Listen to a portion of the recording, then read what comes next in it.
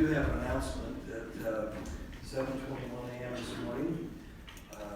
Mike's wife had her baby granddaughter, number 11 for me, his fifth, and Gabriella is 8 pounds 14 ounces, 21 inches long, so his biggest baby yet. That's why Mike is not here in the scene. So we're glad to have her to do that.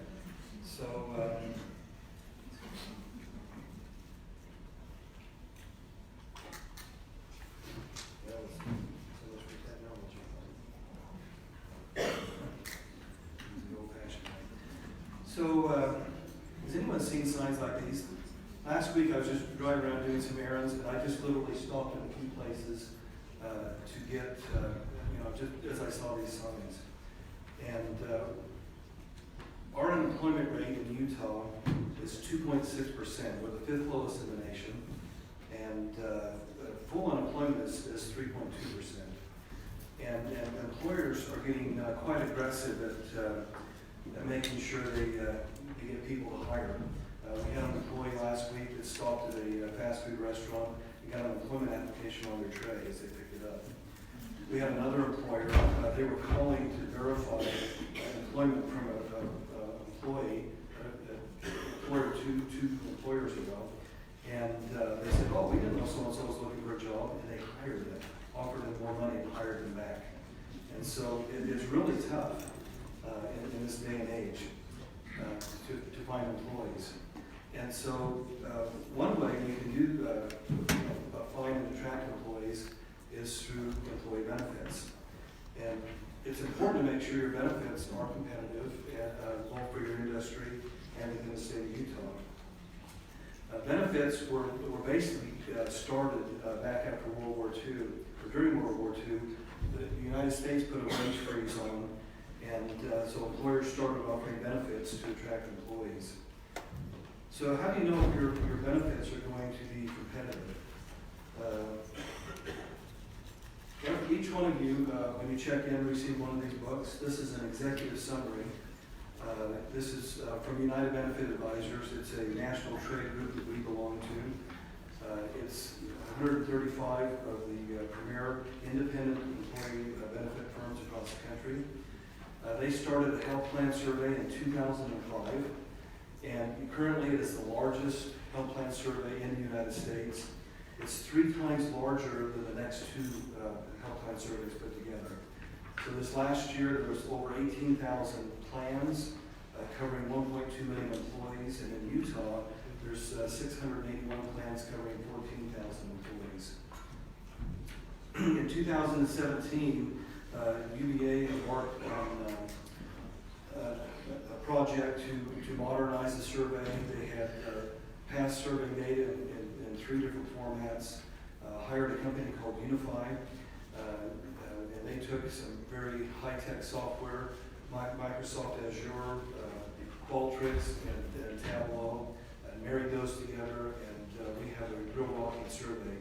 What that means to you is we're able to come into your business and get very granular with the data.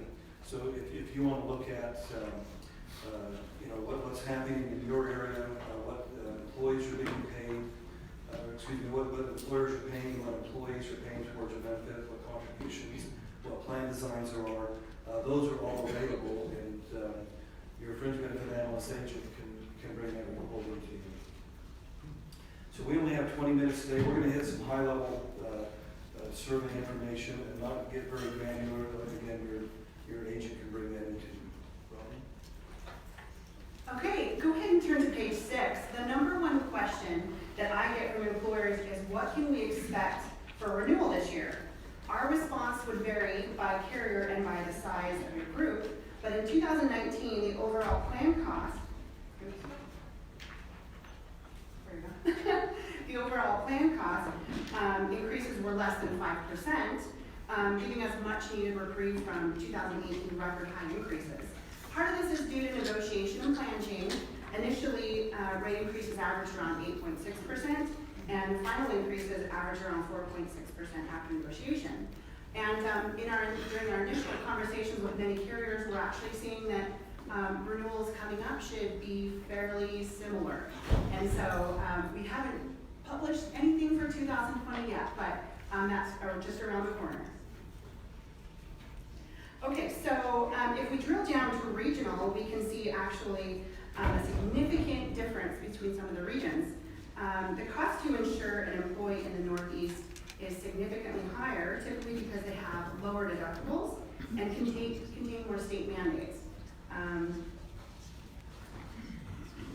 The West region, which includes Utah, shows higher costs than we've seen in the past. We think this is due to our tight labor market and paternalistic employer relationships. We oftentimes see richer benefits than a lot of other states.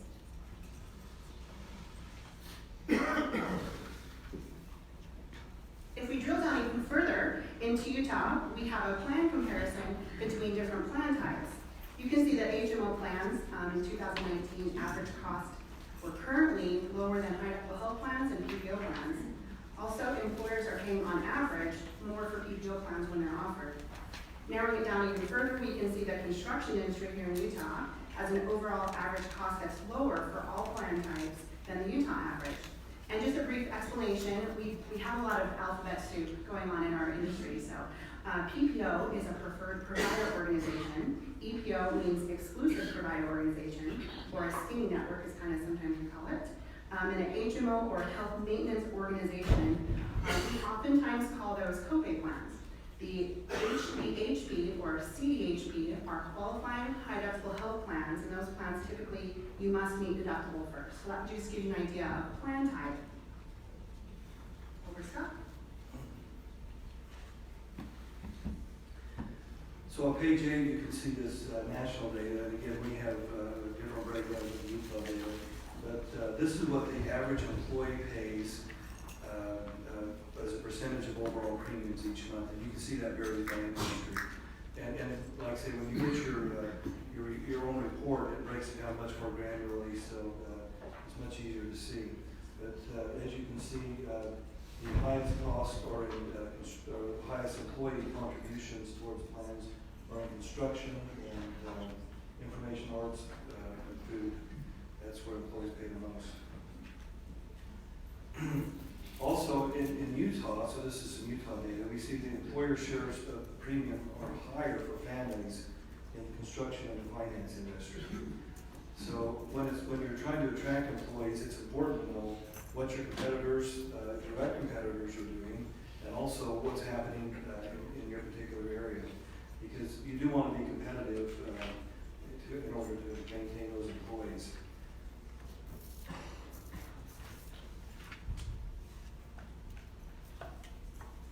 So if you want to make sure that you're offering a plan that's competitive, here we can see that national deductible and out-of-pocket averages in 2019. The average deductible for in-network have remained flat, actually at $2,000 for single comparing to 2018. The out-of-pocket maximums, we do see a general increase. For example, families in a PPO plan face $11,300 in the out-of-pocket max, up from $10,000 last year. Drilling down to Utah, where it's going to maybe be more pertinent to you, the average deductible is lower than the national average at $1,466. One of the top industries here in Utah, the professional, scientific, and technology services, actually have the lowest average deductible. Often, this industry is competing for top talent. Our lower deductibles in Utah actually will add cost to the plan. Deductibles in Utah have increased more slowly than they have nationally, again, due to our tight labor market and paternalistic employer relationships. In Utah, we tend to treat our employees pretty well.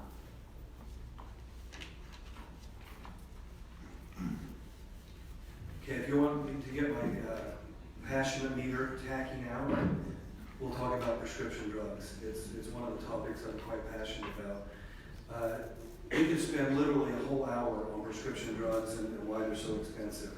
I liken it to wading waist deep into what's left out after you knock out a barn. It's not pretty, but everyone knows prescription drug costs are increasing. Pharmaceutical companies are raising their prices on average 3 times a year, between 9 and 14% each time. So just for regular drugs that have been on the market. Specialty drugs, usually when a drug goes to market, from the time they start and file for patent, it's about 17 years. It takes 4 or 5 years to go through clinical trials to get on the market. So they won't go generic probably for 10, 12 years. Specialty drugs are usually what they call biologics. And so biologics are based on plant or animals. So unlike a pill that you get, where a chemist can break down that compound and create the generic drug, the biologics can't be copied. So essentially, even though the patent runs out, nobody can copy it. And so, the first ones that were out were like Enbrel for rheumatoid arthritis. Those are easily, $60,000, $70,000 a year. But some of the new specialty drugs for oncology and things like that, they're running $1.5 million to $2 million per dose. There's some new T-cell drugs that they actually change the DNA, and it is so ghastly expensive because not only is the drug over $1 million, that you have multiple months in the hospital, which are running up, $800,000, $900,000 because you're in intensive care. So where prescription drugs just a few years ago were 11-12% of your total spend, it's now at about 30 to 35% depending on the carrier. And so we're fastly approaching half of what we're spending in our medical plans are prescription drugs. And it is just ghastly expensive. Not only that, you have a whole bunch of people with their hand in the pot trying to make money through the distribution system. And prescription plan drug designs have changed. That's kind of what this slide is about. Usually you think of 3-tier as a generic, name brand, and specialty drug. What's happened here in Utah, the most common for large employers is either the 3 or 4-tier. So you have name brand, generic, specialty, and then they've actually gone and it started adding 5 and 6 tiers. So the smaller your employer, you don't have as much choice. And these extra tiers are just adding extra copays. And as the drug companies and pharmacy benefit management companies try and manipulate the cost, the insurance companies are trying to offset those by moving drugs in and out of different tiers. So in Utah, the most common tiers are 4, which is the generic, name brand, expensive name brand not on the list, and specialty. So those are the ones we're seeing there.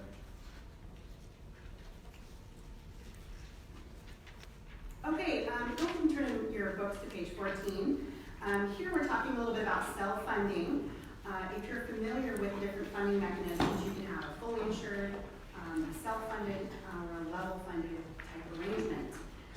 From the national survey, we see that historically, large groups have been most attracted to the self-funded market, with approximately 60% of these groups choosing to self-fund.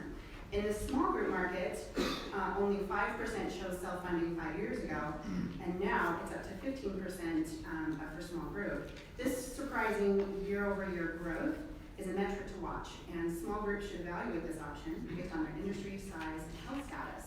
And depending on the market segment that you're in, you may have different options available to you. Self-funding, when people ask me, how can we get the best plan for the best price? Have healthy employees and be on a self-funded plan. That's the answer there.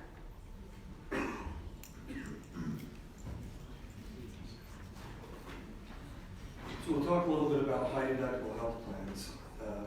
As costs go up, we're seeing the cost shifting. We had an earlier slide to show that the percentage is going up on what employers are having employees pay. That's inched up about 1.25% over last year. But also deductibles changed. And we have high deductible health plans, and if it's a qualified plan, you can have a health savings account. There's some very specific rules around that. There's also what we call a health reimbursement arrangement, or an HRA. And health reimbursement arrangements, you don't necessarily have to have a qualified plan, but an employer can pay money towards a deductible. They can pay money towards co-pays, co-insurance, things like that. And so as we look at these, the trend is fewer employers are going towards the health reimbursement arrangements, where they're covering deductibles and co-pays and co-insurance, and shifting more towards the qualified high deductible health plans where they have a health savings account associated with them.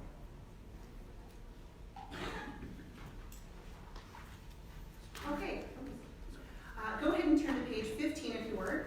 On this page, we're talking about wellness programs. Wellness programs have gained in popularity over the last couple of years. We get lots of inquiries about wellness plans.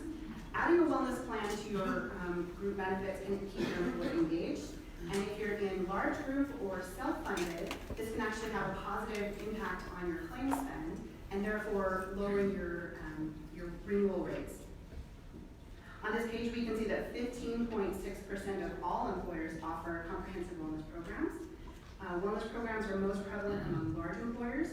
Northeast employers, around 27%, and government and education employers, around 28%. Some of the most common features are health risk assessments, incentives, and physical exams. We have seen a shift in how incentives are paid out. The primary form of incentives currently are paid time off. 47% of programs have, with incentives, reward employees with paid time off, up astronomically from just 5.4% 5 years ago. And in fact, until last year, the most popular incentive was offering a cash reward. In 2018, employers largely incentivized with gift certificates, and some of that has to do with recent changes in regulation. When you're doing a cash reward as an incentive, there are certain things you have to accommodate with. So it's important when you're designing your wellness program to make sure that it's in compliance with the federal regulations. And at Fringe, we'd love to help you design one if you are curious.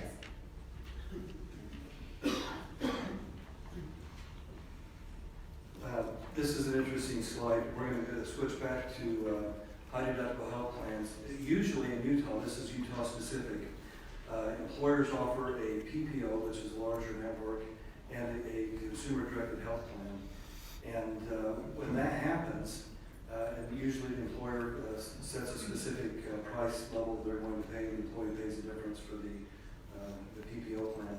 71.4% of employees in Utah are choosing the high deductible health plan when it is offered along with the PPO. So that's just 19.7% of the employees are offering the PPO. 3 years ago, that was we were looking at 7% of employees choosing the consumer-directed health plan. So that is a dramatic change and a shift in what's happening now. I think since we have time, let's do. Yeah. Okay. We weren't sure how many topics we get through, so. Okay, on page 13 is some information about dependent coverage. Back in 2010, 51% of employers were covering dependents nationally, followed by a steady decline. You can see on this graph in the different kind of plan types here, a 10-year low at 39.6%. Some of this corresponds a little bit with the recession. Essentially, we see it coming back up over the last couple of years to 44.4% nationally and 52.3% in Utah for PPO plans. You can see the EPO plans actually have higher participation for dependents in that. So that's an interesting trend we've seen just recently.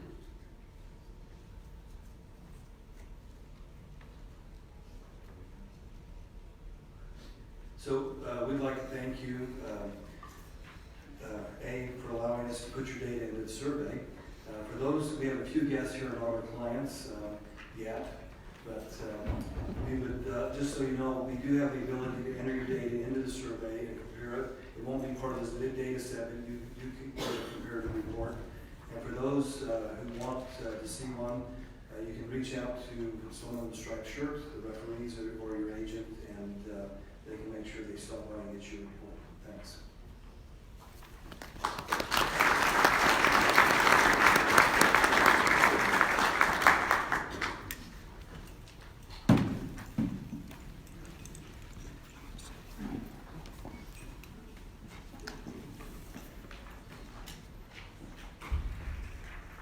Our next speaker is Justin Weeks. We're just getting his PowerPoint pulled up. But I also wanted to make everybody aware, I guess it was a question as far as your ticket. If you're not sure what your ticket is, it's on the back side of your name badge. So that's the ticket that you'll get stamped and get into the drawing for the jazz tickets. Okay, I think we're ready to go.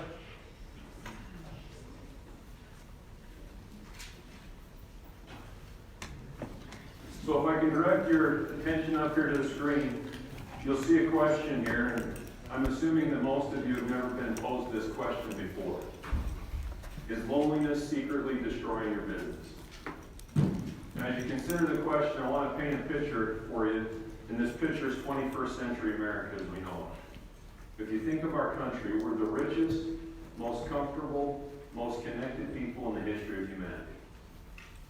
We're living lifestyles that exceed the wildest imaginations of former generations. Yet in our extraordinary prosperity, we're also experiencing a crisis. The crisis is this: life expectancy is declining faster than any developed demographic. That may come as by surprise for most of us. We have always been taught that it's climbing because it was, but it's declining. More than half of Americans say that they're not happy. And chronic stress, anxiety, depression, addiction, attention deficit, and even suicide are climbing at catastrophic rates. So what's going on? Health officials suggest that we're experiencing a loneliness crisis of epidemic proportions. In fact, our Surgeon General declared a loneliness epidemic. Now, if you're like me, the first time you heard this, you didn't think the answer was loneliness. When I think of loneliness, you're probably the same, that we associate loneliness with isolation. And that's true, but what officials are suggesting is loneliness is not just isolation, or even the perception of feeling alone or isolated, but rather the inability to find meaning in life.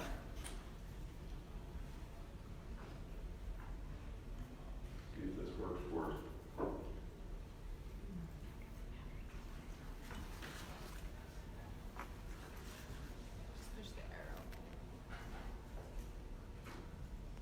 All right, sorry about that. Winter's not working for us today. So loneliness is not merely isolation, but rather the inability to find meaning in life.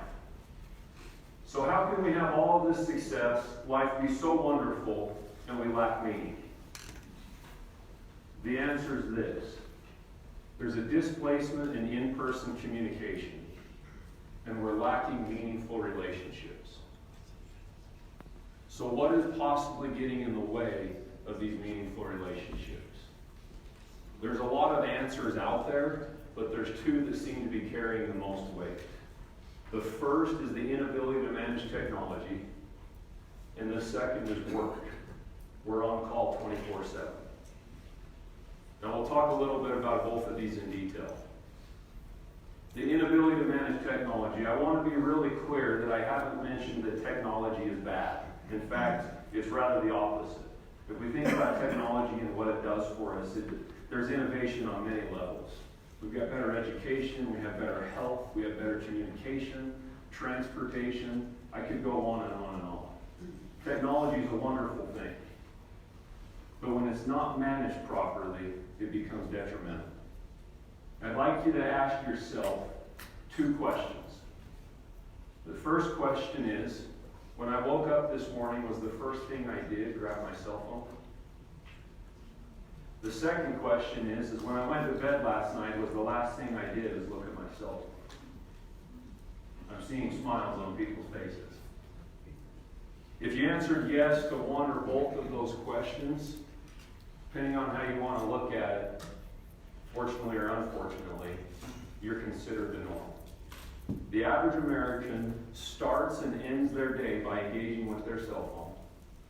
And they spend on average 11 or more hours a day in front of a screen. Now I assume most of you are evaluating yourselves right now and saying, am I that? As you do that, ask yourself the question, how often is technology getting in the way of my relationships? I asked this same question to my family some time ago, and a week later my sister called me and said, I thought a lot about that question you asked, and I've evaluated myself the last week. And maybe some of you will be able to relate to her experience. But what she said is she was taken by surprise that it happened far more often than she thought. And the one that caught her by the most surprise was her watch. She said throughout the day, whether it was my kids, my neighbors, my spouse, whoever it was, I noticed that I would be in communication and my phone would notify me of whether a text message, an update, or an email, whatever it was, and then she would break that eye contact, look at the phone, or at the watch, and then throughout the rest of that conversation, she would find herself considering or thinking about what she had just looked at on the notifications. She said in one conversation with her neighbor, it happened 3 times to her. And at the end of the conversation, they were actually planning something, and she missed all of the details where she had to call the neighbor back and say, what were these details again? But she's not the minority here. This is reality, and this is what's happening to us. Researchers, universities, and social scientists continue to do research on this very topic, and the data continually comes back to be consistent. And that is this, that when technology is not managed properly, it is getting in the way of our meaningful relationships, in the way of our relationships, and there's a lack of meaning, and people are finding themselves lonely. When people spend a lot of time, excessive use, in front of a screen, or particularly with a device, it's not uncommon for these excessive users to find themselves down, depressed, and there's an increase in anxiety and depression due to this. Now, work. I mentioned work. You're one ahead of me, but we'll get there in just a second. Thank you for trying to help out. I appreciate it. We'll get there. Thank you. The work. Work's a great thing. We're all here today because of work. It's influencing and benefiting us individually. It's impacting our families, and it even impacts our community. But when you're on call 24/7, it's proving to be detrimental. Now, maybe you guys can relate to this. I'm going to tell you a story about myself that happened some time ago. I'm sitting on my couch. It's probably 6:30, 7 o'clock in the evening, and my wife's in the other side of the room. We just got done eating dinner, and my little 6-year-old named Carson, kid's full of life and energy, and he's always playing. You can imagine the garage door swinging open, and here comes this 6-year-old. Dad, Dad, full of life. I said, what, bud? And at the same time I said, what, bud, my phone notified me of an email. So as I said, what, bud, you can imagine where my 6-year-old went. He went full of energy to tell me everything he came in to tell me. But where was I? I went right into that email, and as he stood here in front of me, if you can imagine me sitting on the couch doing this, bud, yeah, as I went right to work. Now, fortunately, my wife was sitting there, watched this encounter happen. My son heads out the door. I finish doing my email, and she says, honey, do you know what you just said yes to? I said, yes to? What are you talking about? She said, do you know what you just told Carson yes to? Not only did I not know what I told him yes to, I didn't know anything about our conversation or what he even asked me. With the increased expectation of performance and the expectation that we reply to text message and email at any time, relationships have taken a back seat. And we've created a culture where we don't come home from work, at least our minds. They don't get to come home in the evening. They don't get to have a weekend. And they rarely, if ever, go on a vacation. Now, if this seems a little bit negative, don't let it. The world is not over. The Jazz just got Mike Conley, and BYU beat USC. On a serious note, though, the message is meant to be very alarming. And I can see by your attention now that it has alarmed you. Now, we're sitting here as executives and as business leaders to learn and to grow and to better our business. The question I'd like you to ask yourself, and we'll go into here, is how is loneliness, or rather the inability for people to find meaning in life, affecting the workplace? There's 3 places where this is manifesting itself consistent to these catastrophic rates and climbs in anxiety, depression, and everything we discussed before. The first you'll see up here is absenteeism. The CDC has released the loss of productivity due to absenteeism was $225 billion last year. Fortune suggests that if you want to try and quantify this just off of the law of averages and numbers, take the number of hourly employees you have and times that by $3,600, and that may be what it costs you. Take your salaried employees and times it by $2,650, and that'll give you the cost. Let's move to the second, please. Presenteeism. Now, all of you are familiar with absenteeism, and it's a common word. Now, presenteeism may be a new word to you. Presenteeism is this phenomenon that we physically show up at work, but we're not mentally there. Now, this one's a little bit more difficult to quantify and put a dollar amount on because I can't jump inside of your head and see exactly what's going on. But they have figured out ideas to ways to study this and to extract some data. And what the Bureau of Labor has found is the average employee is working 8 or more hours a day. We're working more and more hours a day as employees. But we're proving to be productive only 2 hours and 53 minutes a day on average.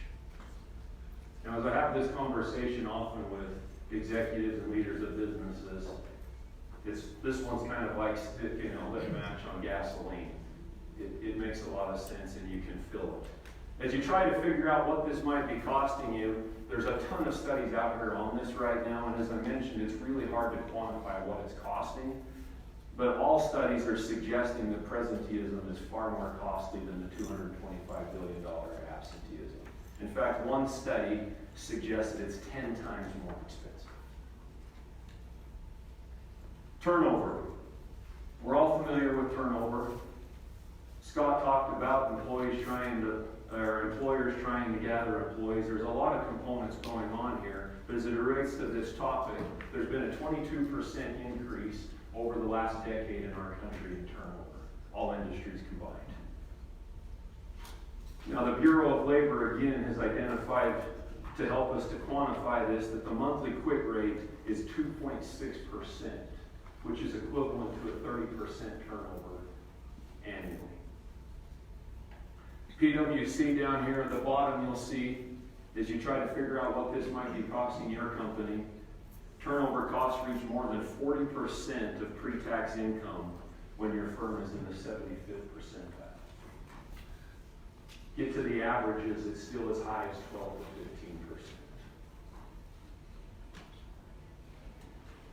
15%. Back to my question.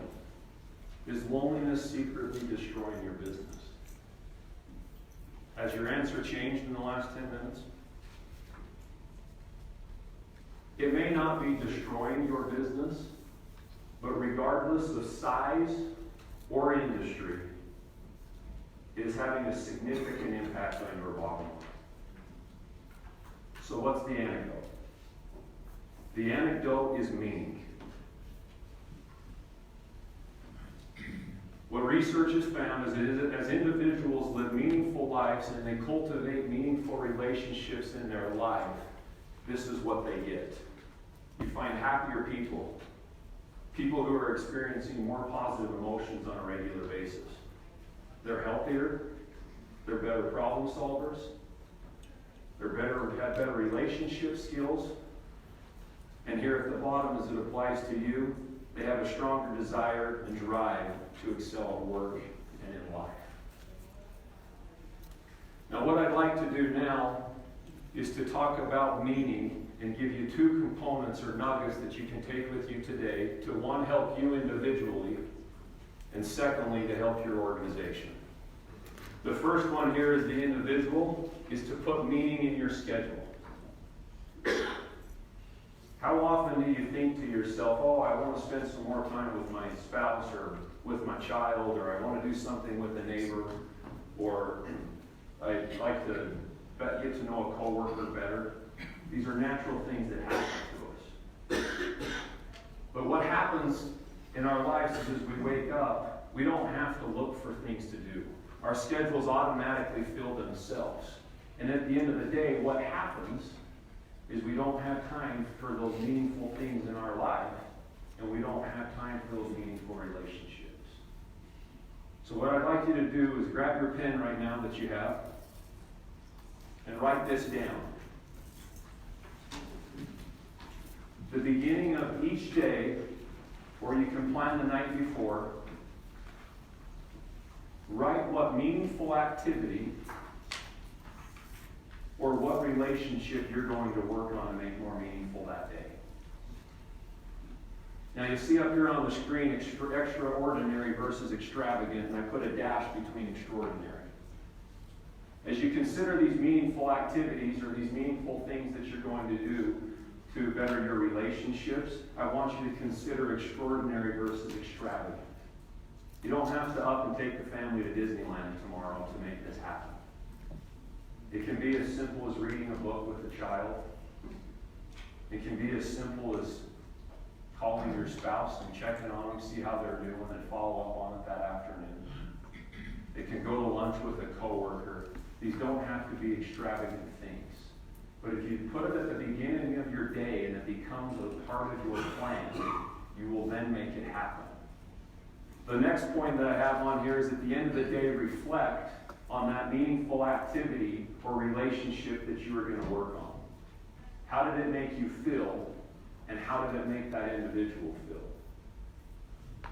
One gal that I gave this challenge to said that she wrote her sister a letter for her birthday, and that her sister was her bigger sister, and she told her how much she meant to her and how important she was. Now this individual is in her mid-40s probably, and her sister a little older. And her sister doesn't live in the same state as her. And she called her in tears and said, I just want you to know how important that letter was that you just wrote to me and how much I appreciate it. And they spent the next 20 minutes reminiscing on childhood memories and how important one another were to each other. These things you do not have to be extravagant. The next point is the organization. Is meaningful living part of your strategic initiative? If it's not, make it. And as you make this a part of your strategic initiative, what you're going to find is you'll create a culture that allows employees to develop meaningful relationships, not only at work, but also in their personal lives. And you need to protect that time and make that possible. Now what I'd like to do next is grab your pen again, and in your piece of paper, I want to invite you to think about this very day. We didn't get to plan last night or this morning, but it's early enough. I'm going to invite you to write down right now a meaningful activity or a relationship that you are going to work on today. Take a moment and do that, please.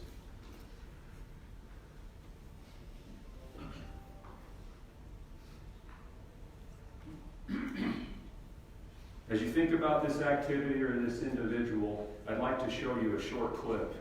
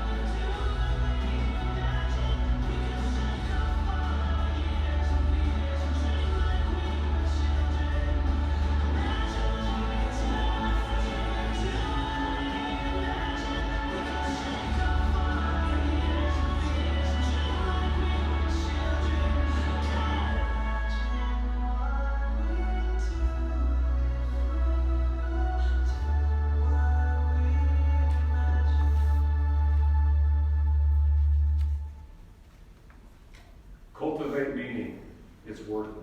Thank you.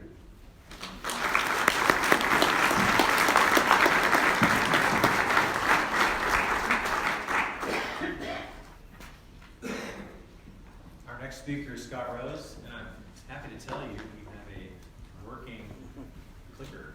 Manual version here.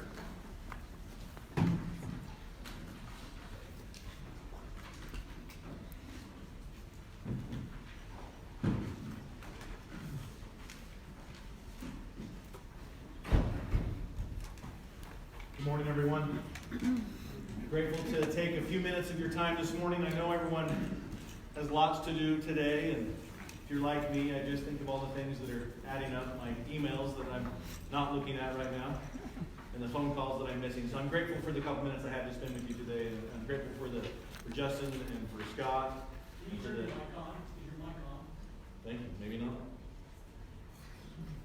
Is that better? Can you hear me now? There you go. Can you hear me now? Perfect. So again, thank you. I appreciate what the message has been shared so far. I want to take a few minutes today and talk a little bit about health savings accounts. It's something that I'm passionate about, something that I've been working on for a long time. Health savings accounts were introduced in 2004, and I have been working with the company I work with now called Health Equity since then, and been out talking to folks like yourself about HSAs for many years now. So just a little bit of interaction real fast. By a show of hands, how many companies or how many individuals have HSAs as an offering right now currently in your company? You can all look around. That's a good majority of us. And then same thing, how many people already utilize the company I work for, Health Equity, to administer some of those HSAs? So a lot of you as well, and some know. So. But thank you again. For those of you that have had them before, today's presentation is a little bit about what an HSA is, and then a little bit about HSAs and then what. And so that's what I wanted to talk about. So get a little legal disclaimer out of the way. I am not a CPA, and I'm not a certified financial planner either. So the information that I'm sharing with you today is information we've taken from different sources, but it cannot be construed as legal advice or tax advice, so please make sure you understand that. If you would like a copy of my presentation, feel free to come by and get my business card and send me an email. I'm happy to send it to you, so you don't need to, if you'd like to, you're welcome to take a picture, but if you'd like, I can just give you the whole presentation so you have this information. A little bit about Health Equity, just so you know a little background about us. We're located in Draper, Utah, so south of here, about 40 minutes. We currently administer over 4 million HSAs. We're about 4.5 million right now, and represents about just over 8.1 billion in assets under management. So that's people like yourselves, funds that we're helping them when they need to spend them, helping them when they want to save it, and helping them earn interest on those dollars when they want to try to save that long term. We have roughly about almost 46,000 employers like yourself across the country that we're administering these type of accounts for. That's groups of 2, all the way up to large groups like a Google or a Walmart, those type of companies. We are a publicly traded company, and for myself, the biggest thing that I noticed that happened when Health Equity went public back in 2014 is we went from having a leadership team that led and guided us in the right direction to having our attorneys tell the leadership team what they could do and what they couldn't do. So, but it's been a great ride so far, and I appreciate that. Not only with HSAs, along the way, companies like yourself have asked us to do other types of things. They said, you know, we've got a lot of employees that want an HSA, but we've also got some employees who aren't eligible, and they might want an FSA or dependent care, other types of accounts. We do commuter and COBRA type accounts. So we try to offer anything that we can that helps the employer have a one-stop shop and be able to answer those questions that they have, or the needs that their employees have. One big thing that makes us different than most of our competitors is we're not a bank. We're licensed by the IRS as a non-bank trustee. So we look and act like a bank when we're dealing with these health savings accounts, but we don't do other types of banking. So we don't do checking accounts and home loans and car loans and other types of banking stuff. All we take care of is health accounts. So that can help a little bit. One of the things I feel like that it helps us a lot is when you call in with questions about your HSA, we're going to be able to answer those questions, because that's all that we deal with. We don't have to figure out and look at a book and do some research on what the answer is, because yourself and many other people who are calling in are asking the same questions. What can I use my HSA for? Can I spend it on massage therapy? Can I use it for this? How much can I fund this year? What will the IRS do if I put too much money in my account? All those type of questions, we're getting those all day long. And so we want to be able to be there and answer those questions for you and your employees when they have those. One of the new things that we did this year as well is we started partnering with some retirement plan partners. So when we're able to display a 401k balance on our platform as well, so that we can kind of link together and make that so people can start to think about their HSA. It's not just something to spend now, it's something they can plan for the future. And that's one of the things we're going to talk about later on in the discussion. So for the majority of you that raised your hand, congratulations, you have an HSA. An HSA is something unique. There is nothing else out there in the market like an HSA.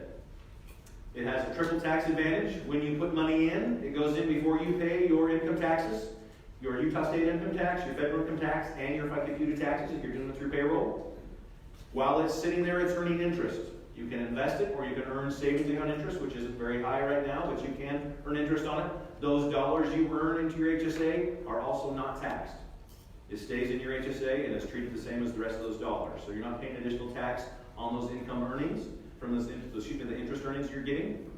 And then when you go to spend your money from your HSA, if you spend it on qualified expenses, you still never pay tax on it. So let that sink in for a minute. There is nothing else out there like it.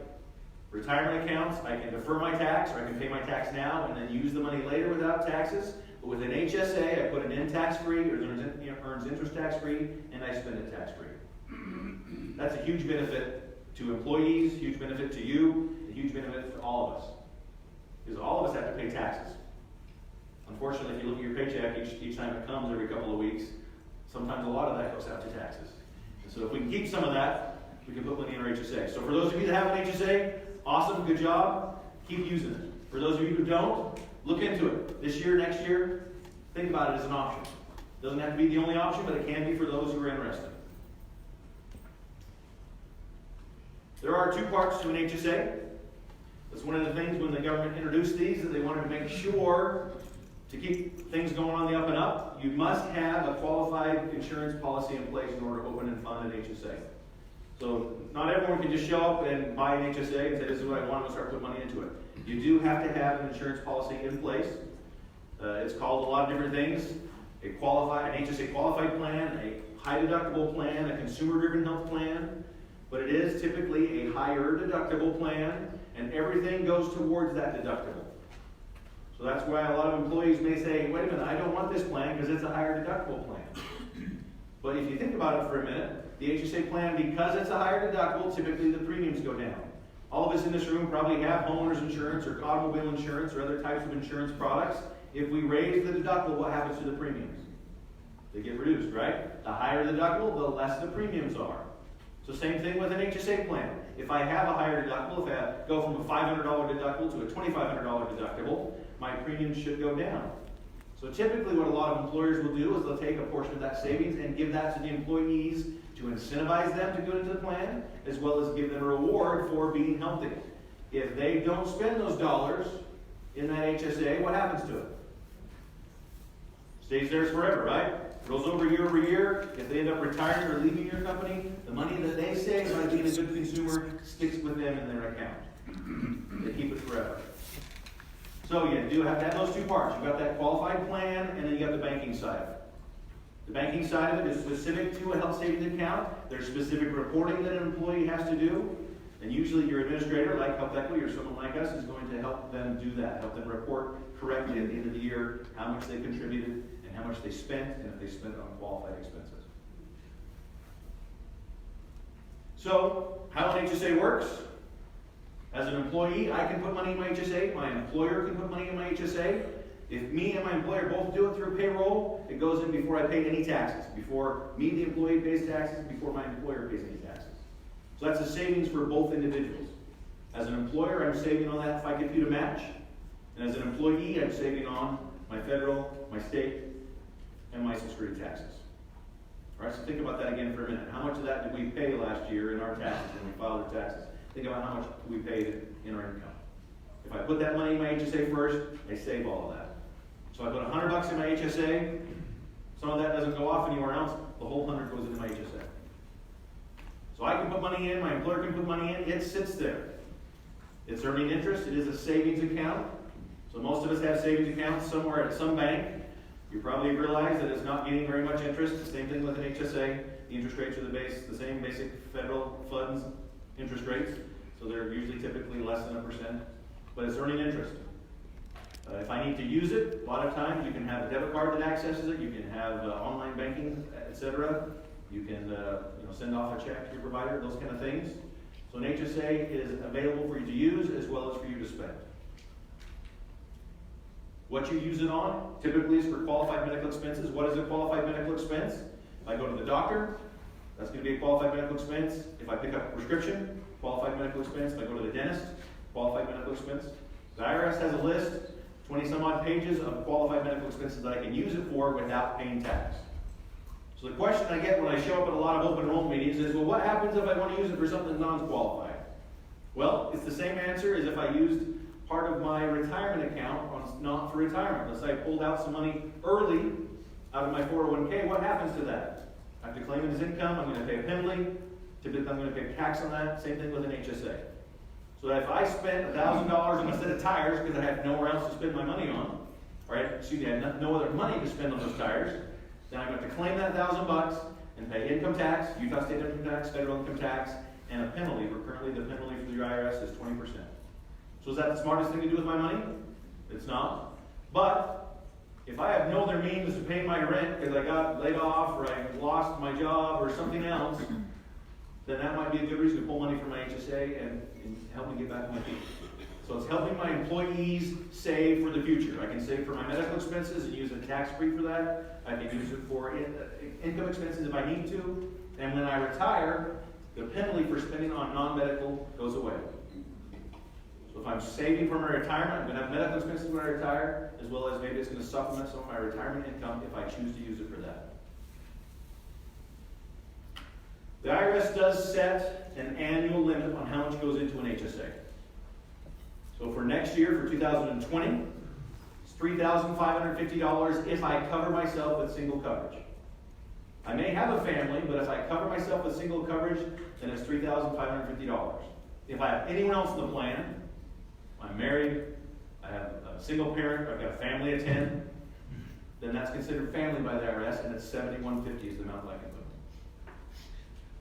If I've reached the magic age of 55 into 2020, or even this year, if I'm doing it this year, then I can add $1,000 to either of those numbers.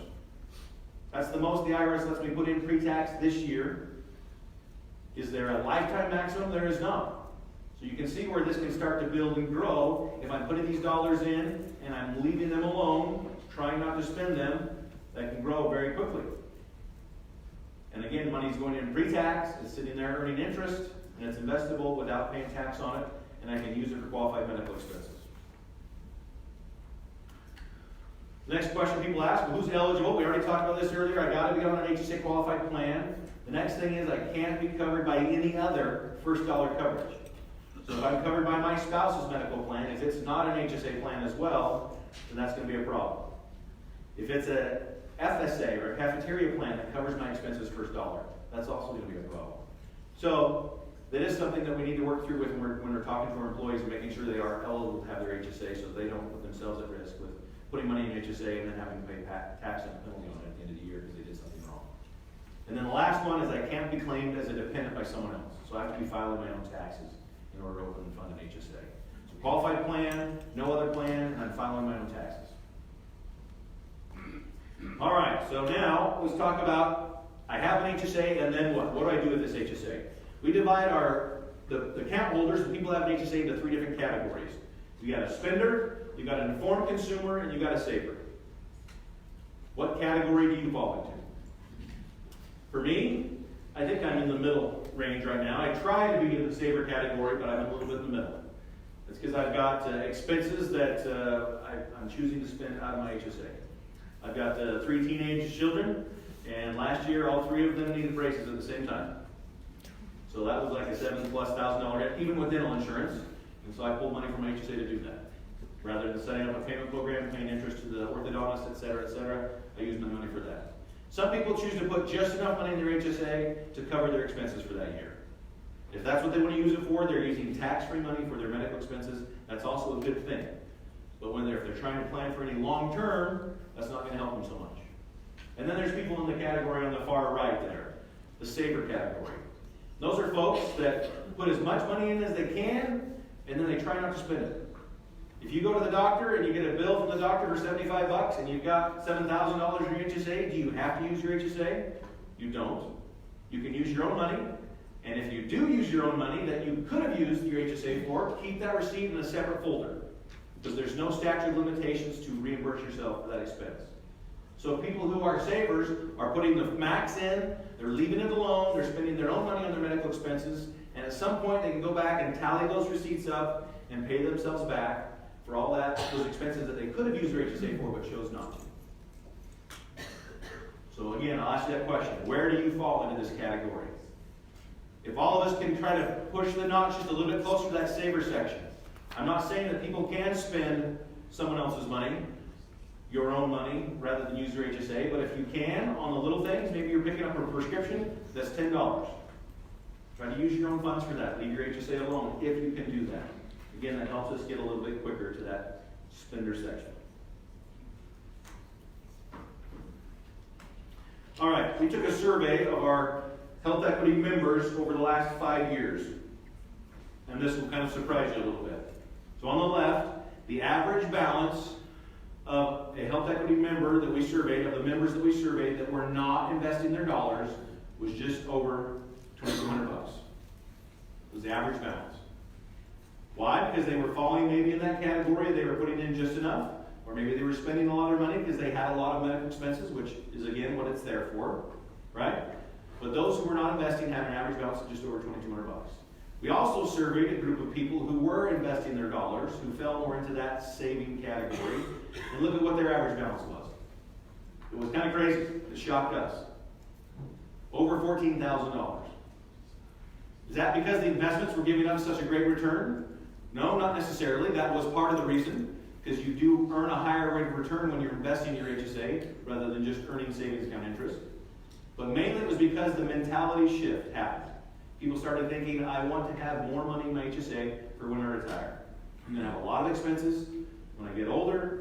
My parents got a lot of expenses when they were older, so probably I'm going to get there when I get there, right? So I need to have somebody to pay for that. And is Medicare going to cover all my expenses? Probably not. So I need to put money in my HSA to spend for when I get there. So Health Equity wants to help people when they want to choose to invest their dollars. So we have products. We've got a product for those who know everything about investing and just want to have access to the investments, self-driven. And we've got products for people who don't know much about investing. We've got one called GPS, one called Autopilot. Again, there to help. So if you've got questions on that, feel free to come by and talk to Danny or I or Booth later on. We can help you understand what we want to try to do to help you if you want to become in that saver category. We're also available 24/7, 365 to help out. If you have a Health Equity account, call us up anytime. I always joke with people, I say, look, if it's Christmas morning and you're lonely, you didn't get the gifts you wanted, you just don't have the family around, well, call us. We're also working on Christmas morning, and we're lonely because we're working. So, but call us anytime. I would, those who have a Health Equity HSA, call us up. Call us on the weekends. See what it's like. Let me know. Give me feedback. Let me know how we're doing with that. 1 out of every 4 of our calls we take after hours or on the weekend. So it's definitely something that we'll continue to do because we realize that the people are there that have questions, and it's not just during business hours that they have those questions. Our call center team makes up our largest team in Health Equity. We have over 800 members of that team. And again, they're available 24/7, 365. And they're there to help. They go through extensive training to make sure they can answer your question when you call. And a lot of them have been there at least 3 years or more. And so they've asked the questions probably you are asking many times. We have tools to help you, again, save or spend your money, depending on what you need to do. We've got a portal that you can access how much is in there, how much you've spent this year, where you're investing, all those kind of things are right on the portal. We do have a mobile app that is very helpful. We've got debit cards to use, again, online bill pay, all the things we talked about. Last but not least, go to healthequity.com/me. Kind of put in there, and it'll ask you some questions and figure out, will a health savings account help you? What can you do with your HSA? Are you a saver? Are you a minimalist? Are you a shopper? Or are you a survivor? How will you treat your HSA, and how will it help you with your future medical needs and your future income needs into retirement? Again, I'm grateful for the time we were able to speak today. My time is up right now. Again, we're trying to keep this brief and short, but please stop by and see us. We've got, before our next speaker, we've got about 45 minutes. So come by and talk to me. My friend Danny is with me as well, and she's happy to help out if I'm talking to you, but either of us can be answering questions. So again, thank you so much for your time.